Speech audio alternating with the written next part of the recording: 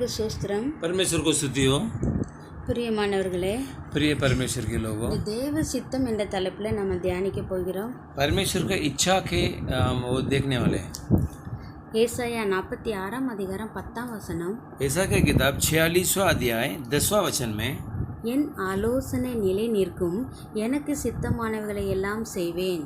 मेरी युक्ति स्थिर रहेगी और मैं अपनी इच्छा को पूरी करूँगा। அடுத்தல ஒரு வசனம் சொல்லுது, கர்த்தருக்கு சித்தமானது दूसरा एक वचन कहते हैं परमेश्वर का इच्छा அவர் கையினால் வாய்க்கும். उनके हाथ से होगा। மோசேயுடைய வாழ்க்கையில मूसा का जो हम देखेंगे तो கர்த்தர் பிறப்பிலே மோசேயை தெரிந்து கொண்டார். बचपना में परमेश्वर ने चुन लिया। மோசே பார்வோனுடைய அரண்மனையில் 40 வருஷமாக அங்கே இருக்கிறார். मूसा ने 40 साल फिरौन का महल में रहता है।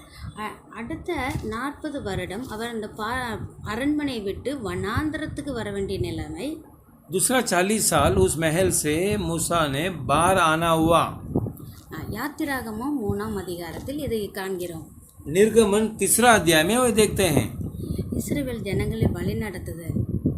इसराइल को प्रजा को चलाते हैं। அடுத்தல 40 வருஷம் அவர் இஸ்ரவேல் ஜனங்களை வழி நடத்துகிறார்.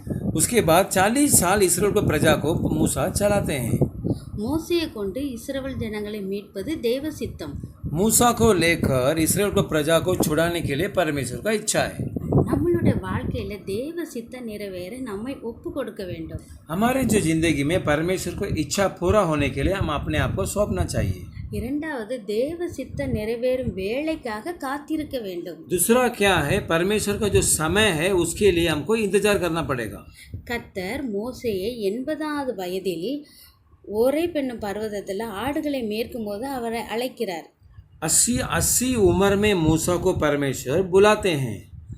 சங்கீதம் 119 126 வசனம், भजन संहिता 119वां अध्याय 126वें वचन में, நீதியை செய்ய கர்த்தருக்கு வேளை வந்தது. नीति को करने के लिए परमेश्वर को समय आ गया। இஸ்ரவேல் ஜனங்களுக்கு நீதி செய்ய கர்த்தருக்கு வேளை வந்தது. इसराइल प्रजा को नीति करने के लिए परमेश्वर का समय आ चुका है। மோசே எவ்வாறு அந்த 40 வருடமும் கர்த்தருக்கு கீழ்ப்படிந்து அவர் சொன்னதையெல்லாம் செய்து இஸ்ரவேல் ஜனங்களை வனாந்தரத்தில் 40 வருடம் வழி நடத்தி வருகிறார். मूसा ने 40 साल परमेश्वर को क्या क्या आज्ञा है उसको पालन कर कर उनके अनुसार चल रहे हैं। நாம் கர்த்தருக்கு ஒப்பு கொடுக்கும் போது, हम परमेश्वर को सौंपते समय நமக்கு மாத்திரமல்ல அநேகருக்கு பிரயோஜனமாக இருப்போம். सिर्फ अपने लिए नहीं, बहुत जन को लाभ आएंगे। இயேசுவும் பிதாவின் சித்தம் செய்ய தன்னை ஒப்பு கொடுத்தார். हमारे यीशु मसीह पिता का इच्छा पूरा होने के लिए अपने आप को सौंप दिए। இயேசு கானா ஒரு கல்யாணத்தில் यीशु मसीह खाना का जो शादी के घराने में இவ்வாறு சொல்கிறார், என்னுடைய வேலை இன்னும் வரவில்லை. मसीह ने ऐसे कहते हैं मेरा समय अब तक नहीं आया। கல்யாண வீட்டில் திராட்சை ரசம் குறைவுபட்டது. उस शादी का घर में जो द्राक्षी रस कम हो गया, அப்போ இயேசுவின் அம்மா மரியாள் சொல்லும்போது இயேசு இவ்வாறு சொல்லுகிறார், ஸ்திரீயே என்னுடைய வேலை இன்னும் வரவில்லை. तो मसीह यीशु मसीह ने ऐसे कहते हैं ये बहन अब तक मेरा समय नहीं आ गया है। சர்வ வல்லமுள்ள தேவன், सर्वशक्तिमान प्रभु அவரே இவ்வாறு சொல்லுகிறார், என்னுடைய வேலை இன்னும் வரவில்லை. मेरा समय अब तक नहीं आया। பிரியமானவர்களே, प्रिय परमेश्वर के प्रजा, இயேசு எல்லாம் செய்ய வல்லவர். यीशु मसीह सब कुछ कर सकते हैं, ஆனாலும் लेकिन பிதா சொல்லும் போதுதான் தன்னுடைய வேலையை செய்கிறார். पिता जब कहेंगे तभी मसीह ने करेंगे। நம்மளும் हम भी முதலாவது தேவ சித்த நிறைவேற நம்மை ஒப்பு கொடுக்க வேண்டும். पहला परमेश्वर का इच्छा पूरा होने के लिए अपने आप को सौंपना चाहिए। இரண்டாவது தேவ சித்த நிறைவேறும் காலம் வரை दूसरा क्या है, परमेश्वर का समय तक हमको इंतजार करना पड़ेगा, காத்திருக்க வேண்டும். इंतजार करना पड़ेगा।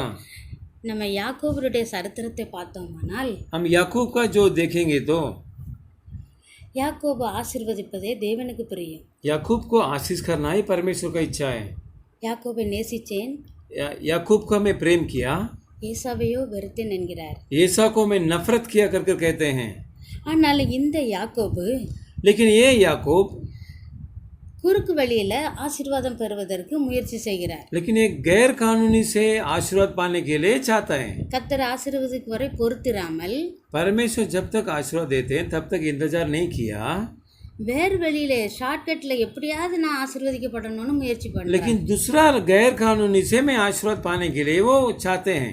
அநேக முறை நம்மளுடைய வாழ்க்கையில இது நடக்கிறது. हमारे जो जिंदगी में भी ऐसा ही होते हैं. நான் கர்த்தருக்கு காத்திருக்காம எதையாவது செய்து எப்படியாவது முன்னுக்கு வர வேண்டும் சொல்லி हम परमेश्वर को समय को इंतजार में नहीं रहना चाहते हैं, फिर कुछ भी कर बैठते हैं. அநேக முறை கஷ்டத்திலையும் நஷ்டத்திலையும் நம்ம அகப்பட்டு கொள்கிறோம். बहुत समय में हम ऐसा करते समय में हम नुकसान में हो जाते हैं. யாக்கோபு தன்னுடைய தகப்பனை ஏமாற்றி ஆசீர்வாதம் பெற்றார். याकूब ने अपने जो पिता को यानी गैर कानूनी से आशीर्वाद पा लिया. ஆனா அதற்கு பிறகு उसके बाद அவர் அநேக கஷ்டங்களை அனுபவிக்கிறார். बहुत सारे तकलीफ उठाते हैं. எப்பொழுதெல்லாம் நம்ம கர்த்தருக்கு சித்தத்துக்கு காத்திராம அவசரப்படுகிறோமோ, जब जब हम परमेश्वर को इच्छा को हम इंतजार में नहीं होते हैं, तभी நம்மளுடைய வாழ்க்கையில अनेक கஷ்டங்கள் நஷ்டங்கள் வருகிறது. तभी हमारे जो परिवार में बहुत सारे नष्ट बहुत सारे नुकसान आते हैं. யோபுவோட வாழ்க்கையில எடுத்துக்கொண்டோமானால் अय्यूब के हम जिंदगी देखेंगे तो யோபு கர்த்தருக்கு தன்னை ஒப்பு கொடுத்தார். अय्यूब अपनी जो जिंदगी को परमेश्वर को सौंप दिया. கர்த்தர் கொடுத்தார், கர்த்தர் எடுத்தார். परमेश्वर दिया और परमेश्वर ले लिया. அடுத்தால யோபு சொல்றாரு, அவர் என்னை கொன்று போட்டாலும் அவர் மேல் நம்பிக்கையா இருப்பேன். उसके बाद अय्यूब ने कहते हैं परमेश्वर मेरे को मारेगा तो भी मैं उनको ऊपर भरोसा रखूंगा. இவ்வாறு நம்மளை கர்த்தருக்கு ஒப்பு கொடுக்க வேண்டும். ऐसा ही हम परमेश्वर के अंदर सौंपना चाहिए. யோபு 24 அதிகாரம் 1 வசனம், अय्यूब 24वां अध्याय पहला वचन ऐसा कहते हैं, சர்வ வல்லவருக்கு परमेश्वर காலங்கள் மறைக்கப்படாது இருக்க जो समय है அவரை அறிந்தவர்கள் उनको जो चाहते हैं. அவர் நியமித்த पहला वचन ऐसा कहते हैं, सर्वशक्तिमान ने समय क्यों नहीं ठहराया और जो लोग उसका ज्ञान रखते हैं वे उसके दिन क्यों देखने नहीं पाते. யோபு 24:1, சர்வ வல்லவருக்கு காலங்கள் மறைக்கப்படாது இருக்க அவரை அறிந்தவர்கள் அவர் நியமித்த நாட்களை அறியாது இருக்கிறது என்ன. वही वचन है, सर्वशक्तिमान ने समय क्यों नहीं ठहराया और जो लोग उसका ज्ञान रखते हैं वे उसके दिन क्यों देखने नहीं पाते. நம்ம வாழ்க்கையில் எல்லா காரியத்திலையும் தேவ சித்தம் கேட்டு நடக்க வேண்டும். हम हमारे ज़िंदगी में हर जो काम है हम परमेश्वर को पूछ के करना चाहिए. வேலையானாலும் சரி, वो काम भी रहने दो, திருமண காரியமோ, शादी रहने दो, பிள்ளைங்களோட படிப்பு காரியமோ, बच्चे लोग को पढ़ाई रहने दो, ஃபியூச்சரையோ, हमारा जो आने वाला दिन रहने दो, எல்லாவற்றிலும் सभी विषय में கர்த்தரிடம் கேட்டு நாம் பெற்றுக்கொள்ள வேண்டும். परमेश्वर से पूछ कर पा लेना चाहिए. ஆதியாகமம் उत्पत्ति में 12:1, 12 अध्याय पहला वचन, கர்த்தர் ஆபிரகாமை நோக்கி, परमेश्वर इब्राहिम को बोला நீ உன் தேசத்தையும் तू तेरा देश को உன் இனத்தையும் और तेरा जाति को தகப்பனுடைய வீட்டையும் पिता के घर छोड़कर விட்டு புறப்பட்டு तो मैं जो बोलता हूँ उधर आजा. நான் உனக்கு காண்பிக்கும் தேசத்துக்கு போ. मैं जो देश दिखाता हूँ उधर तू जा. ஆபிரகாம் தேவ சித்தத்துக்கு ஒப்பு கொடுத்தார். इब्राहिम ने परमेश्वर को इच्छा को पूरा किया. தேவன் அவரை ஆசீர்வதித்தார். इब्राहिम को परमेश्वर ने आशीष किया. ஆபிரகாமோடு கூட லோத்தும் வருகிறார். अब्राहम के साथ में लोत भी आता है, ஆனா லோத் लेकिन लोत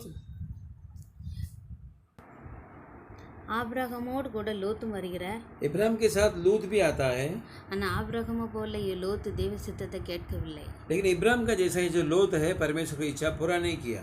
அவர் ஆபிரகாம் லோத்தை பார்த்து உனக்கு எங்க போகணுமோ நீ அந்த இடத்தை தெரிந்து கொள்ளலாம்னு சொல்லும்போது अब्राहम ने लूत का पास कहा था तू जब तेरे को जिधर चाहिए उधर तू जा कर बोला. அவர் தன் கண்ணுக்கு பச்சையாக தோன்றுகிற இடத்தை தெரிந்து கொள்கிறார். ये जो लूत को अपने आंख में जो हरा भरा ही दिखता है उधर उसने चला गया.